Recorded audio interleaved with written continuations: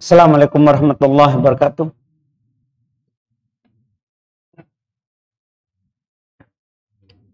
Alhamdulillahirabbil alamin. Wassalatu wassalamu ala Rasulillah nabiyina Muhammadin wa ala alihi wa ashabihi wa man tabi'ahum bi ihsan ila yaumiddin. Amma ba'd. Kaum muslimin jemaah salat maghrib rahimani wa rahimakumullah. Alhamdulillah, di malam hari ini kita lanjutkan pembahasan Kitabul Hajj, kitab tentang haji, di pembahasan yang dibawakan oleh Al-Imam Al-Hafidh Ibn Hajar Al-Asqalani rahimahullahu ta'ala.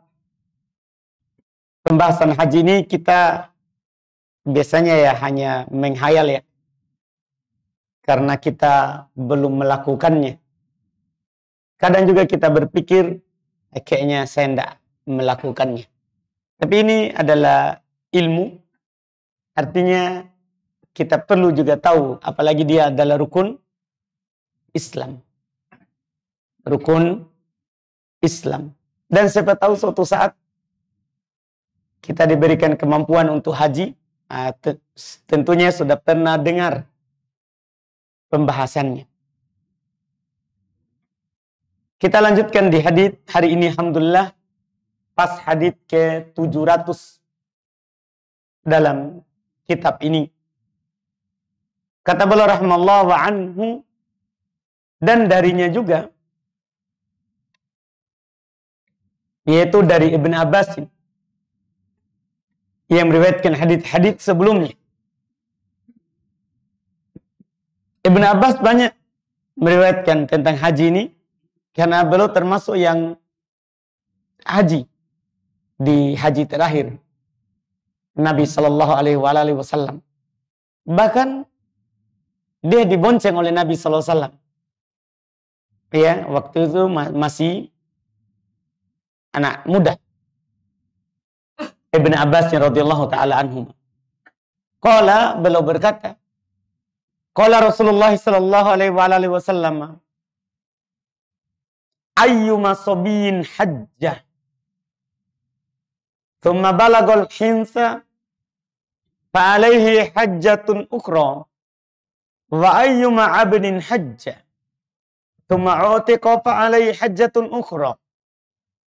Rawahu Ibnu Abi Syaibah wal Baihaqi wa rijaluhu thiqatun illa annahu ikhtulifa fi raf'ihi wal mahfudu annahu mauqufun. Kata beliau, Rasulullah SAW bersabda, siapapun dari yang masih kecil, belum balik, kemudian dia berhaji, kemudian dia setelah itu masuk usia balik, maka wajib baginya haji yang lain. Karena tadi itu belum haji Islam. Belum diwajibkan baginya berhaji, sebagaimana kita uraikan yang pekan lalu. Anak kecil dapat pahala haji orang tuanya, adapun dianya belum dianggap telah berhaji. Makanya kata Nabi, baginya haji nanti saat besar kalau mampu. Demikian pula apabila seorang budak berhaji, waktu dia menjadi budak, kemudian setelah itu dimerdekakan, wajib baginya haji lagi yang lain. Ini untuk mendukung apa yang telah lalu terkait dengan hajinya anak kecil. Kata beliau, diriwayatkan oleh Ibn Abi Syaibah dan Al-Baihaqi, rawi-rawinya kuat, hanya saja diperselisihkan apakah ini sah dari ucapan Nabi. Dan kata Al-Hafidh Ibn Hajar, yang terjaganya, yang terhafalnya, ini adalah mauquf dari ucapan sahabat, bukan yang marfu. Bukan yang marfu. Iya. Dan seperti yang beliau katakan bahwa ini ucapan Ibn Abbas radhiyallahu taala anhuma. Dan ucapan sahabat tentunya bisa dijadikan hujjah kalau tidak berselisih dengan sahabat yang lain dan juga tidak ada dalil yang menyelisihinya. Bahkan ini didukung oleh dalil sebelumnya. Bahwa anak kecil, kalau dia berhaji saat dia usia masih kecil, belum balik, maka wajib nanti haji lagi saat dia sudah berusia dewasa. Saat nanti dia berusia dewasa. Ini yang ditunjukkan oleh apa yang beliau sebutkan. Adapun budak, kita tidak berbicara tentangnya. Karena sekarang tidak ada lagi apa? Budak. Tidak ada lagi budak. Kemudian berikutnya, wa anhu, dan dari Ibn Abbas radhiyallahu taala anhuma, qala, beliau berkata, sami'tu Rasulullah sallallahu alaihi wasallam yaktubu yaqul. Saya mendengar Rasulullah sallallahu alaihi wasallam berkhutbah, beliau bersabda, la yakhluwanna rajulun bimra'atin illa wa ma'aha dhu mahramin wa la tusafirul mar'atu illa wa ma'adi mahramin. Faqala rajulun faqala ya Rasulullah, inna imra'ati kharajat hajjatan wa inni tutibtu fi ghazwati kada wa kada, faqala intaliq fahujja ma'a imra'atik. Muttafaqun alaihi wa lafdhu li Muslim. Ini beliau sampaikan terkait dengan mahram di dalam safar haji. Kata beliau, saya mendengar Rasulullah SAW berkhutbah, beliau berkata, jangan sekali-sekali seorang lelaki bersendiri berduaan dengan seorang perempuan, kecuali harus ada mahramnya. Harus ada mahramnya. Dan tidak boleh seorang perempuan bersafar kecuali bersamanya mahramnya. Maka seorang lelaki berdiri dan berkata, wahai Rasulullah, sungguh istriku keluar haji dan saya diwajibkan untuk berjihad di perang ini dan itu. Kata Nabi SAW kepadanya, intoliq, pergi haji bersama istrimu. Ini hadis riwayat Imam Al-Bukhari dan Imam Muslim. Dan lafaz ini adalah lafaz Imam Muslim.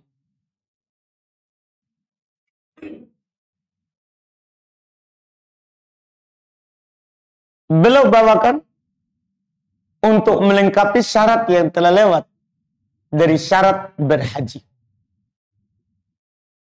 Kita sudah bahas sebelumnya syarat umum untuk laki-laki dan perempuan. Wajib haji kalau seorang itu muslim, berakal, sudah balik, mampu. Itu syarat umum namanya untuk laki-laki dan untuk perempuan. Kemudian ditambah untuk laki-laki, untuk perempuan harus ada mahramnya. Harus ada mahramnya. Apa dalilnya kalau perempuan harus ada mahramnya? Ini di hadapan kita. Nabi bilang di awal, la tusafirul mar'atu. Tidak boleh seorang perempuan itu bersafar kecuali harus bersama mahramnya. Kecuali harus bersama mahramnya. Apakah orang tuanya ke atas, itu orang tua dari orang tuanya, neneknya, kakeknya, ya, atau kakek dari orang tuanya ke atas. Demikian pula yang ke samping dari orang tuanya, ke samping dari bapaknya, ke samping dari ibunya. Maksudnya saudara bapaknya, saudara ibunya, itu kan juga mahramnya. Iya. Demikian pula ke bawah, ya, anaknya. Kalau suaminya tentunya iya. Atau sepersusuannya. Sepersusuannya. Ada seorang lelaki bukan dari keluarganya, tapi pernah menyusu di ibunya. Ini namanya saudara sepersusuan. Ini bersamanya mahramnya. Ketika Nabi berkata seperti itu kan hadits umum. Safar secara umum. Saat haji ataupun apa? Sedang tidak haji. Namanya safar tidak boleh kecuali bersama mahram. Nah, seorang lelaki bertanya, ini terkhusus masalah haji. Masalah haji. Dia bertanya, ya Rasulullah, istriku akan keluar pergi haji. Saya diwajibkan jihad. Sebagai laki-laki kan perempuan tidak wajib jihad. Akhirnya dia mau pergi haji. Sementara suaminya mau pergi jihad. Kata Nabi kepadanya, pergi, jangan ikut jihad. Haji bersama istrimu. Padahal ini jihad ini diwajibkan bagi laki-laki. Bersamaan dengan itu, Nabi melarangnya untuk berjihad dan memerintahkannya untuk pergi berhaji bersama istrinya. Ini menunjukkan ya bahwa orang yang berhaji itu harus punya mahram, dan ini merupakan pendapat Imam Ahmad. Demikian pula Imam Syafi'i, dipilih juga oleh pengikut Syafi'i seperti Ibnu Mundir rahimahullahu taala. Ini juga dipilih oleh orang-orang yang bermadhab Hanafi. Bermadhab Hanafi. Ini yang disebutkan. Iya. Karena memang haditsnya jelas. Dipersyaratkan hal tersebut. Dipersyaratkan hal tersebut. Iya. Dan kalau ada orang pergi berhaji tanpa mahram, ya, para ulama rahimahumullah ta'ala bersepakat kalau dia berdosa. Berdosa. Tapi apakah hajinya sah atau tidak? Sah. Sah hajinya, tapi berdosa. Dia bisa saja tidak jadi dapat pahala, karena ditukar antara pahala dan dosanya. Seperti orang berpuasa yang berkata dusta atau melakukan perbuatan-perbuatan dosa dan maksiat. Sah puasanya, tapi berdosa. Tidak ada pahala dari puasanya. Sama dengan ini. Sama dengan ini.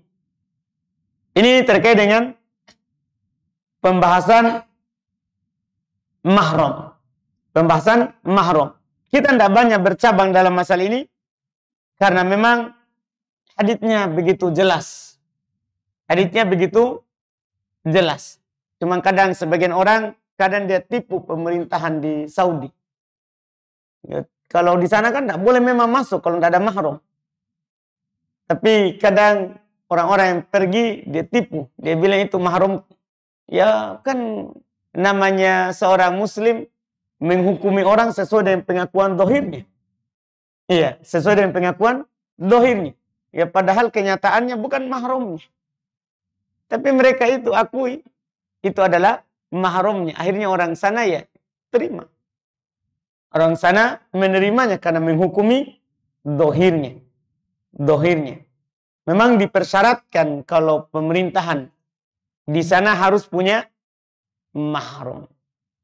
Punya mahram. Kadang hanya saja kadang kita melakukan tipu daya. Ya, menipu manusia. Mereka tidak sadar kalau ada yang mencatat perbuatannya Allah Subhanahu wa taala. Dan para ulama mengatakan seorang yang tidak ada mahramnya itu dia dianggap tidak mampu. Tidak berdosa kalau dia tidak pergi haji. Karena yang tidak punya mahram itu dianggap tidak mampu. Karena mampu untuk perempuan adalah punya harta, kuat badannya, dan ada mahramnya. Ada mahramnya. Kalau dia tidak pergi karena tidak ada mahramnya, itu dianggap tidak mampu. Tidak berdosa.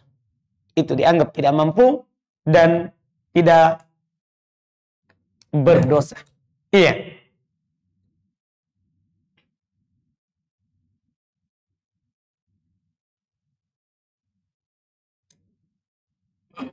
Ini yang disebutkan tentang mahram. Yang disebutkan tentang mahram. Kemudian masalah berikutnya. Hadits 702. Wa anhu. Ini semua dari Ibn Abbas. Dari awal sampai sekarang ini masih dari Ibn Abbas. Anan Nabi sallallahu alaihi wasallam sami'a rajulan yaqul. Bahwasanya Nabi SAW mendengar seorang berkata, labbaika an Subromah. Qala man Subromah? Qala akun au qaribun li. Faqala hajjata an nafsik? Qala la. Qala hujja an nafsik, thumma hujja an Subromah. Rawahu Abu Daud wa Ibnu Majah wa sahahu Ibnu Hibban wa raji inda Ahmad waqfuhu. Ini hadis terkait dengan haji badal. Syarat orang yang membadalkan. Kan kita sudah lewat pembahasan. Haji itu boleh dibadalkan. Boleh orang lain menghajikan orang lain. Boleh. Ada hadis ini syaratnya. Nabi SAW mendengar seorang berkata, labbaika an Subromah. Yaitu dia meniatkan haji untuk Subromah. Subromah ini nama orang. Kata Nabi, siapa itu Subromah? Dia bilang, saudaraku atau kerabatku. Nabi bertanya kepadanya, apakah kamu telah haji sebelumnya? Dia bilang, belum. Kata Nabi kepadanya, haji dulu untuk dirimu. Baru setelah itu, hajikan saudara. Ini diriwayatkan oleh Imam Abu Daud dan Ibnu Majah, disahihkan oleh Ibnu Hibban, tapi yang kuat dia di sisi Imam Ahmad dia mauquf. Ini istilah hadits. Mauquf artinya diucapkan juga oleh sahabat. Nah, ini masih ucapan Ibn Abbasin radhiyallahu taala anhuma dan memang itu kenyataannya yang kuatnya dia ucapan Ibn Abbas. Dari ucapan Ibn Abbas ini jelas satu masalah bagi kita, bagi orang yang menghaji badalkan orang lain, itu dipersyaratkan dia sudah berhaji sebelumnya. Dia sudah berhaji sebelumnya. Ini bagi orang yang badalkan. Tidak boleh dia pergi haji, baru haji satu kali untuk dirinya, niat juga untuk siapa? Orang lain. Tidak boleh. Karena tidak boleh dua haji dalam satu kali safar. Jadi satu kali safar itu satu kali haji. Satu kali haji. Jadi kita pergi tahun ini haji untuk diri kita. Tidak boleh langsung untuk diri kita sama orang lain. Tidak dibolehkan. Satu kali safar hanya satu haji. Jadi kalau kita pergi tahun ini untuk diri kita atau tahun-tahun sebelumnya kita sudah pergi untuk diri kita, maka tahun ini boleh untuk badalkan saudara kita yang lain. Betul, Pak. Baik. Alhamdulillah. Masya Allah. Sudah tidak tahan ini Pak Haji Rahimnya. Mantap. Alhamdulillah. Itu langsung penegasan memang tadi. Karena ada percakapan. Kamu telah haji? Dia bilang belum. Haji dulu. Baru hajikan Subromah. Baru hajikan Subromah. Ini sangat jelas Alhamdulillah. Terkait dengan masalah orang yang membadalkan. Masalah orang yang membadalkan. Iya. Kemudian berikutnya lagi. Ini terkait dengan hukum haji yang kedua, ketiga, atau seterusnya. Ini kelengkapannya sebelum masuk nanti di bab mulai dari masuk perbuatan haji. Mulai dari mikot nanti. Kata beliau anhu, masih Ibn Abbas. Belum berpindah sahabatnya, semuanya penukilan dari Ibn Abbas. Qala, beliau berkata, khotobana Rasulullah sallallahu alaihi wasallam faqala. Rasulullah sallallahu alaihi wasallam berkhutbah kepada kami dan beliau bersabda, Innallaha kataba alaikumul hajj. Sungguh Allah Subhanahu wa taala telah mewajibkan kepada kalian haji. Faqamal Aqra ibn Habis. Maka berdiri seorang yang bernama Aqra ibn Habis.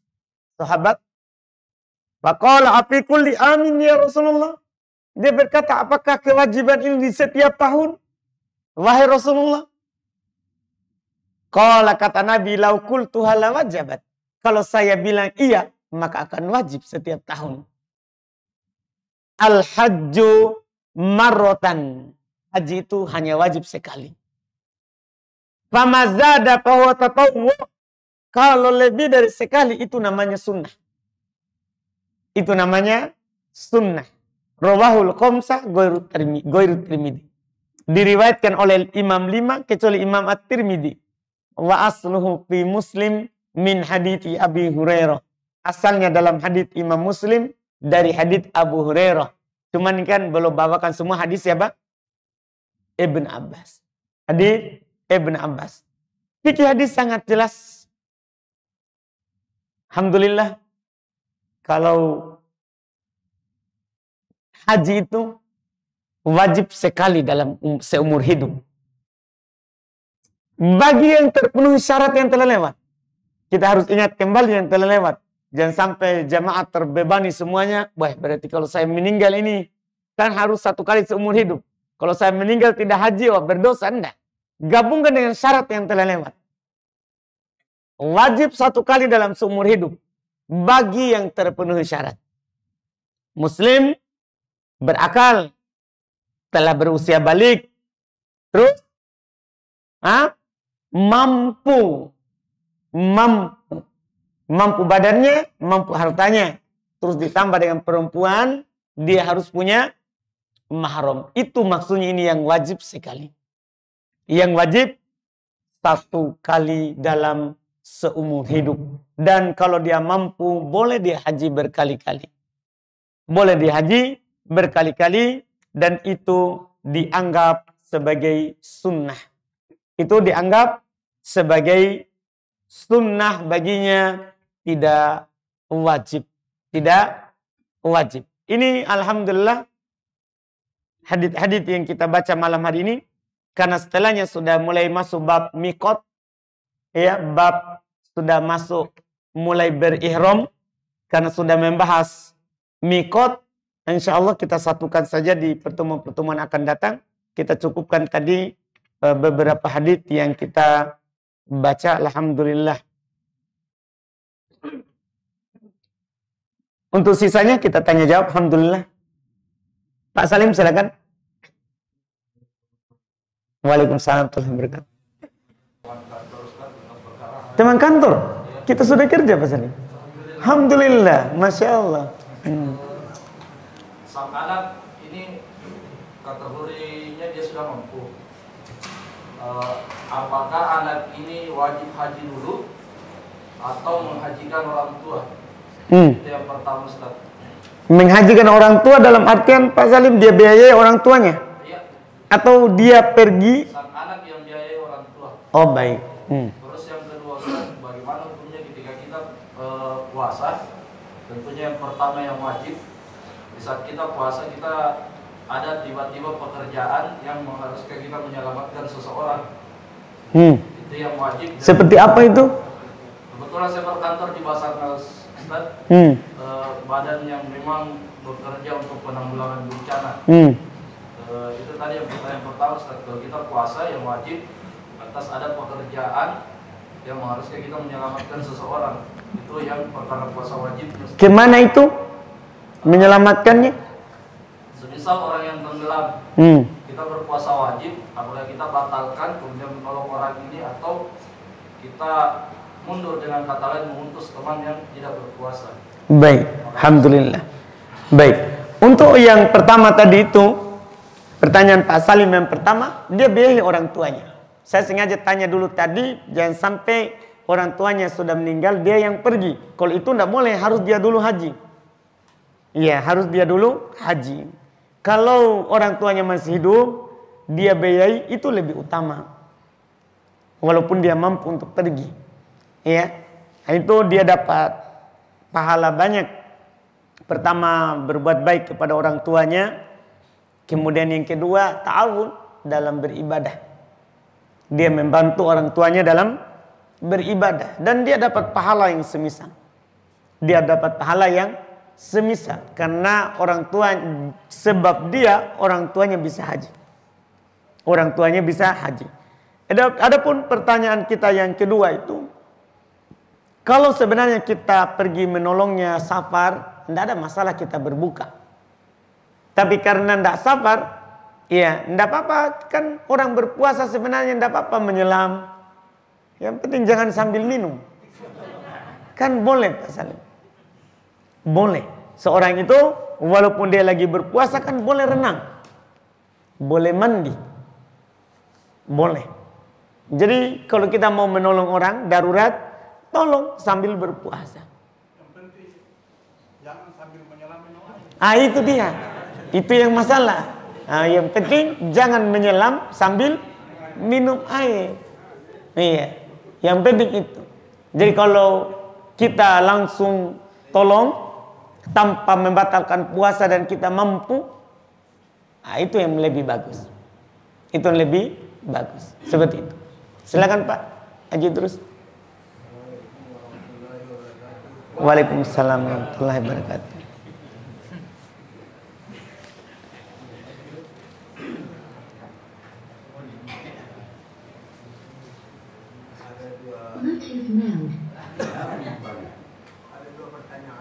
Silakan Pak. 2 ya, alhamdulillah.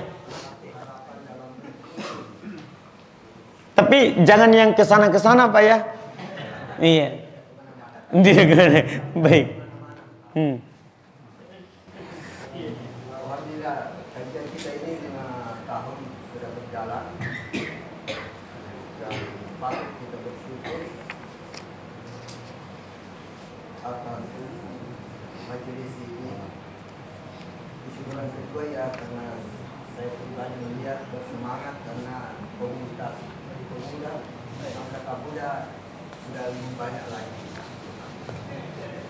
Kita harap para pemuda itu yang today leader tomorrow. Apa artinya itu Pak? Kalau Haji Rohim kita tahu artinya karena belum terjemahkan. Hari ini kelompok pemuda dan masih berstatus remaja, tapi insya Allah besok leader tomorrow, besok menjadi pemimpin.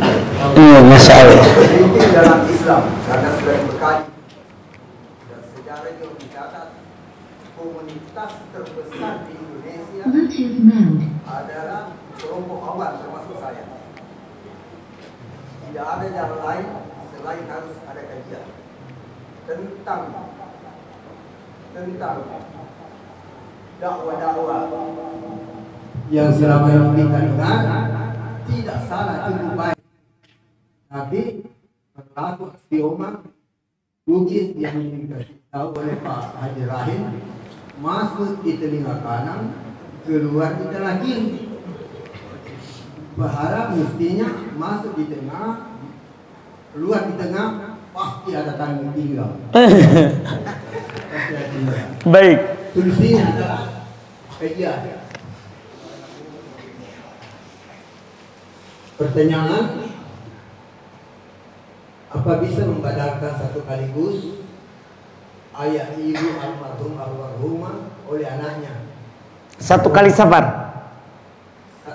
Anaknya sudah haji, kemudian giliran berikut tahun berikutnya naik bapak dan ibunya almarhumah belum haji, apa boleh dua-duanya dia badalkan saja satu kaligus? Baik. Satu waktu. Baik.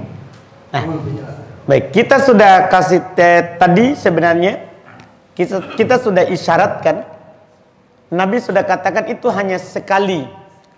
Ya, satu safar itu Pak, satu kali saja. Artinya satu haji saja. Tidak bisa 2 orang dibadalkan. Iya, jadi sebenarnya cara mudahnya bisa diambil badal orang di sana. Jadi dia pergi, misalnya di Madinah, dia cari saja orang. Kan banyak orang di Madinah. Banyak juga relawan haji yang sudah haji. Karena sebenarnya di musim haji itu Pak, pelajar-pelajar Mesir, mulai dari Mesir, Yaman, semuanya pemerintah ambil sebagai relawan haji yang melayani jemaah haji di sana. Karena lebih murah biayanya daripada diberangkatkan dari Indonesia. Jadi diambil relawan dari pelajar Mesir, Yaman, pelajar di Saudi sendiri. Ini kan mereka biasanya sudah haji. Jadi relawan sambil dia hajikan, badal itu lebih murah. Daripada dia niatkan 2, bisa tidak sah. Karena harus 1 orang saja, 1 kali safar. Iya. Terima kasih. Yang kedua, penutup. Pekan-pekan lalu kita disebutkan dalam informasi tentang haji virtual. Kita ber di televisi itu yang konon sumbernya dari kalangan Masjidil Haram. Mungkin ada informasi sedikit tentang haji virtual ini dari kita ini yang tidak tahu paham. Mohon penjelasan. Baik, maksudnya itu hanya menyaksikan Pak, bukan haji sah. Maksudnya untuk mengobati hati orang yang tidak jadi berangkat, dibuatkanlah seperti itu. Tapi tidak gugur porsi berangkatnya. Itu untuk menghibur saja, kan ada musibah. Ada musibah, seperti itu Pak. Tapi nanti dia pergi haji betul. Kan tidak sah Pak haji di virtualkan. Tidak sah. Harus dia ke sana. Karena syarat haji itu harus tawaf, sa'i, wukuf di Arafah, ya, bermalam di Muzdalifah, Mina, lempar jumroh. Jumroh yang pertama, kedua, terakhir. Harus semua itu. Kalau tidak ada itu, tidak sah. Cuma untuk menghibur hati orang, Pak. Dibuatkanlah seperti itu. Wallahualam. Yang ketiga. Masya Allah. Baik. Sekarang usul. Tadi saya kami katakan bahwa posisi umat di Islam Indonesia masih di posisi lebih mayoritas yang awam. Solusinya harus ada kajian tentang informasi atau dakwah yang selama ini kita dengar itu masuk ke kanan, masuk kiri, itu tidak, itu terbukti itu. Jadi ada usul dari dan harapan kita canangkan ini bersifat usul bahwa dalam 1 bulan ada tabligh akbar terbatas dengan tema diskusi tanya jawab seputar Islam dengan narasumber yang terhormat, guru kita yang terhormati, dan mengundang pengurus atau jamaah masjid sekelurahan Masjid Paran, dibatasi sampai sekian 5 sampai 10 orang untuk kita berbagi ilmu. Mudah-mudahan mereka datang 1-2 orang bisa mentransfer pengetahuan ini untuk meningkatkan kecerdasannya. Jangan sampai menjadi umat awam yang gagal paham secara bergenerasi sampai sekarang. Apabila ini disetujui, alhamdulillah. Kalau tidak disetujui, belum alhamdulillah. Alhamdulillah. Iya. Baik Pak, alhamdulillah. Itu butuh perencanaan ini Pak ya. Cuman terus terang juga saya Pak, alhamdulillah banyak kegiatan sebenarnya. Iya. Tapi bagus usulan tak itu, alhamdulillah. Nanti kita bisa goreng-goreng. Itu usulan tak. Alhamdulillah. Baik. Terima kasih Ustaz. Baik, Masya Allah. Alhamdulillah. Tapi sebelum saya bertanya Ustaz. Saya mau tanya dulu. Anda Syahri. Syahri. Oh, jauh. Saya tidak mau terjebak oleh waktu Isya. Makanya saya tanya, berapa menit? Berapa menit? Berapa menit masuk waktu? 10 menit? 5 menit? Ya, barangkali kalau bisa Ustaz tambah sedikit 5 menit. Baik. Ada waktu. Baik. Bisa Ustaz? Bisa. Saya sampai jam 10 bisa, Pak. Baik. Salam yang paling abdal itu kata Rasulullah yang tepat pada waktunya. Tapi bagaimana di sini kalau menuntut ilmu itu wajib nunggu akunnya? Bagaimana Ustaz? Jadi gini, Pak. Bisa ditambah Ustaz. Perlu dulu kita pahami, Pak. Jadi alhamdulillah sebenarnya saya mau sampaikan waktu Haji Rahim bilang dulu itu kita sholat berapa pekan lalu ya. Sholat di tepat waktu. Jadi waktu Isya itu Pak, waktunya Isya itu dari hilangnya cahaya merah di ufuk barat, ya cahaya itu warna merah sampai sepertiga malam pertama, bahkan dalam hadis sampai tengah malam. Itu waktunya itu. Waktunya Isya. Jadi kalau kita akhirkan saja, tidak apa-apa. Tapi kan masyarakat. Iya betul. Baik. Jadi bisa ditambah 5 menit. Iya insya Allah. Baik. Saya sebenarnya Ustaz bukan hanya, ini bukan mengakui diri Ustaz. Maaf saya. Bukan hanya melihat secara fisik, basir. Tapi saya juga melihat basirah, mata hati. Selama 5 tahun Ustaz di sini, saya kenal Ustaz. Saya tidak pernah dapatkan Ustaz kalau berdoa mengangkat tangan.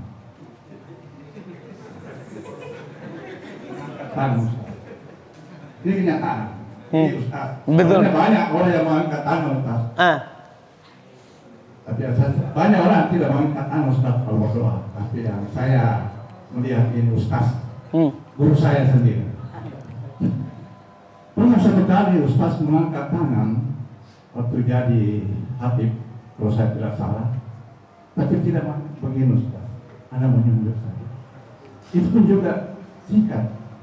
Ketika Ustaz membaca Ittaqullah haqqa tuqatih. Sudah itu selesai Ustaz. Ini semua tanya sama Ustaz, kenapa tidak angkat tangan? Tapi saya malu. Baik. Alhamdulillah. Bagus Pak, alhamdulillah. Saya segan Ustaz. Baik. Bagus. Jadi terpaksa saya Ustaz. Memang caranya ini supaya saya mengetahui. Ini. Jadi saya baca Ustaz. Beberapa hadis dan beberapa kitab suci Al-Quran. Firman Allah. Dan itu hampir 1 bulan Ustaz. Saya temukan Ustaz. Saya bacakan Ustaz. Iya, siap. Karena saya tidak bisa hafal Ustaz. Terus terang saja. Umur saya sudah berkurang. Jadi saya tulis Ustaz dan saya bacakan. Dari Umar bin Ruwaibah, dia mengatakan bahwa dia pernah melihat Bishr bin Marwan berada di atas mimbar seraya mengangkat kedua tangannya. Lalu Umar berkata, semoga Allah merubah kedua tangan itu menjadi buruk. Sungguh aku pernah melihat Rasulullah berdoa tidak lebih daripada berisyarat dengan 1 tangan. Umar berisyarat. Hadis riwayat Imam Muslim Kitabul Jum'ati nomor 824. Kedua, dari Anas bin Malik, ia berkata, Nabi tidak pernah mengangkat kedua tangannya pada setiap kali berdoa, kecuali ketika beliau berdoa memohon turunnya hujan, dan beliau mengangkat kedua tangannya sehingga terlihat putih kedua ketiak beliau. Hadis rawahu Imam Bukhari nomor 1031 3565, Imam Muslim nomor 899. Dalam hadis yang lain Ustaz, Rasulullah juga mengangkat tangannya pada saat berdoa, yaitu pada saat al-Madinah melempar jumrah ula.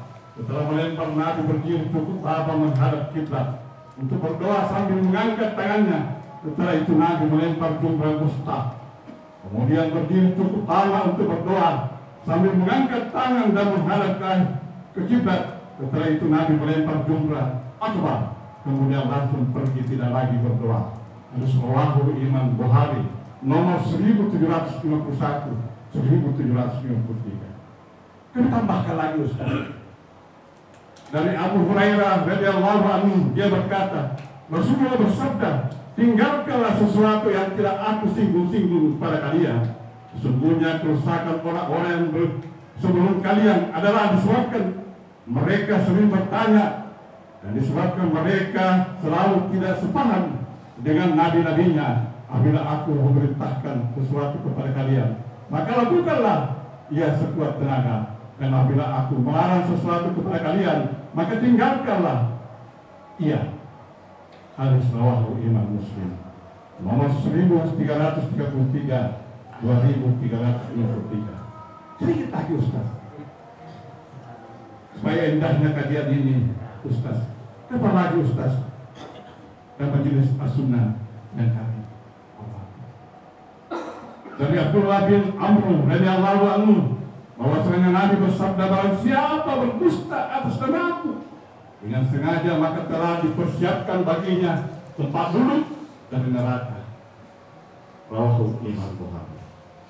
Kitab Ahadisul Anbiya nomor 3461. Imam Muslim nomor 3. Dan ikutilah syariat itu, dan janganlah engkau ikuti keinginan orang-orang yang tidak mengetahui Quran surah Al-Jasiyah ayat 18. Sedikit lagi Ustaz. Pahala dari Allah itu bukanlah menurut angan-angan kalian, dan bukan pula menurut angan-angan ahli kitab, tetapi harus berdasarkan syariat yang telah ditunjukkan Allah dan Rasulnya. Quran surah An-Nisa, surah 4 ayat 125. Kembali satu ayat. Dan barang siapa yang menentang Rasul sesudah jelas kebenaran baginya dan mengikuti jalan yang bukan jalan orang-orang yang mungkin, kami biarkan ia leluasa terhalang kesesatan yang telah dikuasainya itu, dan kami masukkan ia ke dalam Jahannam. Apa itu Jahannam? Jahannam itu seburuk-buruk tempat kembali. Quran surah An-Nisa ayat 100. Jazakum khairan. Jelas hadis Ustaz. Baik. Dan ayatnya Ustaz, kami bukan orang pintar Ustaz. Yang pintar itu iblis. Tapi sayangnya dia sombong. Baik. Jadi kalau ada orang yang pintar, tapi sombong, namanya apa Ustaz? Baik, Pak. Tidak ada juga orang-orang yang bodoh Ustaz.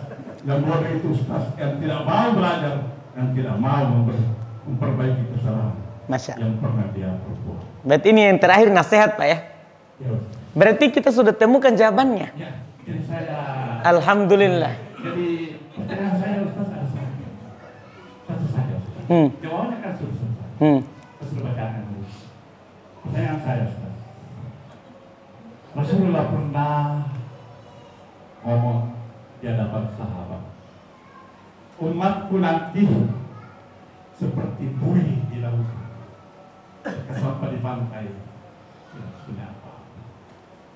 Sahabat bertanya Ustaz, apakah umat pada waktu itu Rasulullah sedikit banyak tapi tidak punya arti? Apakah sekarang ini seperti ini Ustaz? Umat yang dimaksud Rasulullah. Terima kasih banyak. Baik, Masya Allah. Jadi Alhamdulillah Pak Haji Rahim, Masya Allah, Alhamdulillah. Jadi belum perhatikan kita selama 5 tahun ini, tapi belum dapat sendiri jawabannya. Jadi itulah alasannya Pak, kita tidak berdoa mengangkat tangan. Karena yang kita dapat itulah dalil-dalilnya. Karena Rasulullah itu tidak pernah mengangkat tangan, hadis tadi, kecuali doa dalam minta hujan. Di khutbah Jumat Nabi tidak pernah angkat tangan. Beliau hanya mengangkat jari. Mengangkat jari. Bahkan tadi ada kisah dalam riwayat Imam Muslim yang beliau dapat itu memang betul. Salah satu pemerintah kaum muslimin waktu itu dia berdoa di atas mimbar, dia angkat tangannya. Tapi dinasehati Rasulullah tidak pernah mengangkat tangan dalam berdoa di khutbah Jumat. Betul, nah berdoa itu di antara sebab terkabulnya kan mengangkat tangan. Tapi kita tidak boleh mengangkat padahal pada saat Nabi tidak angkat. Jadi angkat tangan ini kan ibadah, sunnah. Artinya kita angkat kalau dinukil Nabi mengangkatnya. Misalnya kalau kita sholat minta hujan, angkat. Iya, angkat tangannya. Angkat tangannya. Sama dengan sholat 5 waktu. Kan tidak ada dinukil Nabi, makanya kita tidak pernah mengangkat tangan. Kalau ada yang mengangkat tangan tidak apa-apa. Iya, kita tidak ingkari. Kita kasih tahu dulu ilmunya saja. Iya, kita kasih tahu itu hadis-hadis tadi itu. Alhamdulillah. Jadi kalau Pak Rahim kebetulan dia angkat tangan, kalau dia baca ini, ya, itu salah Pak. Maaf saja Ustaz. Jangan ditegur. Baik. Kalau disentakkan tangan, betul. bilangin saja. Barangkali kita lupa Pak. Betul. Alhamdulillah. Iya. Karena Ustaz saja Ustaz. Saya kan ini sudah 50 tahun selalu mengangkat tangan. Baik. Kebiasaan Ustaz ala bisa karena biasa tidak bisa saya lupa. Jadi kalau saya besok Ustaz saya didapati, kenapa Pak Haji Rahim mengangkat tangan? Itu saya lupa. Baik. Alhamdulillah. Kan orang beriman memang pelupa Pak. Alhamdulillah. Baik. Alhamdulillah. Alhamdulillah. Iya. Untuk pertanyaan yang tadi itu yang seperti Bui tadi itu maksudnya Pak orang-orang yang beramal tapi tidak di atas tuntunan. Itu tadi yang menjadi bui itu. Seperti bui di lautan. Tidak punya arti apa-apa. Betul. Jadi mereka bawa amalan yang banyak, tapi kata Allah faja'alnahum haba'an mansura. Kami jadikan dia seperti debu yang berterbangan. Jadi kisimnya saja Ustaz. Betul. Tidak ada. Betul. Betul yang kita bilang Pak. Mantap sekali bahasa itu Pak. Masya Allah. Alhamdulillah. Iya. Baik. Jadi kualitasnya ada, tapi kualitasnya tidak ada. Betul. Alhamdulillah. Baik. Makanya amalan itu Pak supaya terkabul harus 2. Harus benar dan ikhlas. Benar maksudnya sesuai dengan yang Nabi lakukan. Ikhlas artinya kita hanya memiliki harapan pahala dari Allah Subhanahu wa taala. Akhirnya juga teman-teman jadi alhamdulillah dapat faedah kenapa tidak angkat tangan. Itulah dalil tadi. Ya, dalil yang disampaikan sama Haji Rahim. Semoga Allah membalas beliau karena telah meneliti sebulan itu hadis. Alhamdulillah. Kita cukupkan. Subhanakallahumma hamdik. Asyhadu an la ilaha illa anta astaghfiruka wa atubu ilaik. Assalamualaikum warahmatullahi wabarakatuh.